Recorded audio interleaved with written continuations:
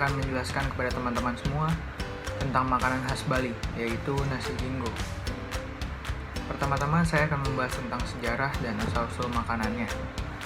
Nasi jinggo atau yang juga dikenal dengan sebutan nasi jenggo merupakan salah satu makanan siap saji khas Bali yang dibungkus dengan daun pisang dan dalam porsi kecil.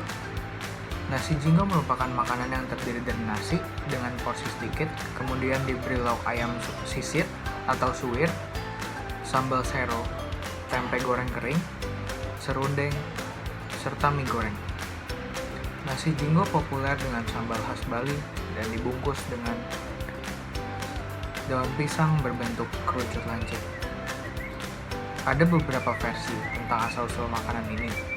Yang pertama adalah jenggo, diambil dari bahasa Hokkien yang berarti 1500. Sebelum krisis moneter di penghujung tahun 1997, nasi jinggo dijual per porsi seharga Rp1.500. Maka tak heran apabila makanan ini dinamakan nasi jenggo atau nasi jinggo. Versi keduanya adalah masyarakat Bali meyakini bahwa nasi jinggo pertama kali hadir di tahun 1980-an, tepatnya di Jalan Gajah Mada dan Pasar. Nasi jinggo ini dijual oleh Pak Jinggo dan istrinya yang berjualan dari sore hingga malam. Kreasi mereka sangat disukai, hingga membuat beberapa penduduk tergerak menjual nasi jinggo yang serupa, bahkan hingga keluar kota seperti Kediri.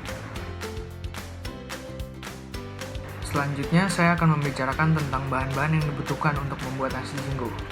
Yang pertama, kita membutuhkan bahan-bahan untuk membuat ayam sisit.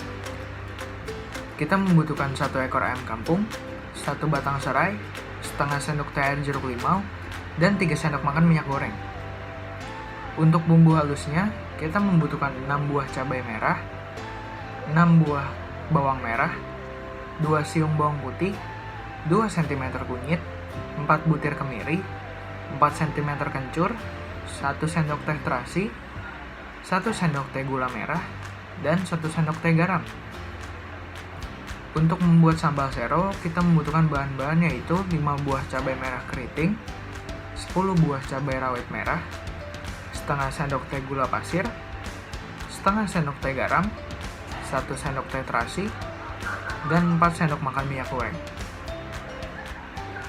Untuk serundengnya, kita memerlukan 250 gram kelapa parut kasar, 2 lembar daun salam, 1 sendok teh garam, 1 cm lengkuas, 1 sendok makan minyak goreng, dan 1 sendok teh gula pasir.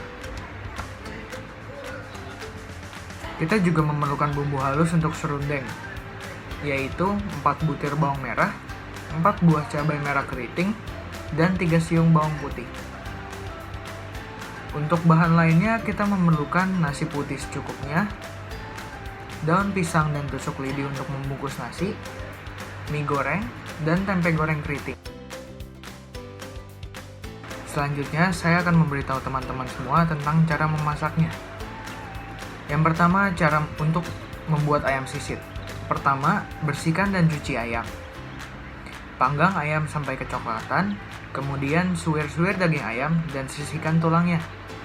Yang kedua, tumis bumbu halus sampai harum dan matang. Kemudian masukkan suwiran ayam sambil diaduk-aduk hingga matang dan bumbu meresap. Setelah matang, tambahkan perasan air jeruk limau dan irisan cabai merah. Aduk sampai rata lalu sisihkan. Selanjutnya, cara untuk membuat sambal sero. Langkah pertamanya adalah tumis cabai dan terasi sampai harum, kemudian angkat dan haluskan.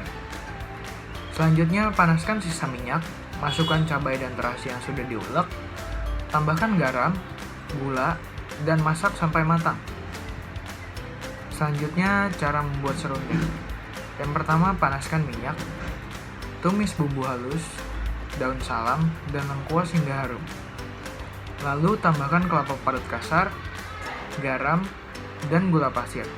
Lalu aduklah hingga kering. Yang terakhir adalah cara penyajian nasi jinggo. Ambil selembar daun pisang, lalu tata nasi putih di atasnya.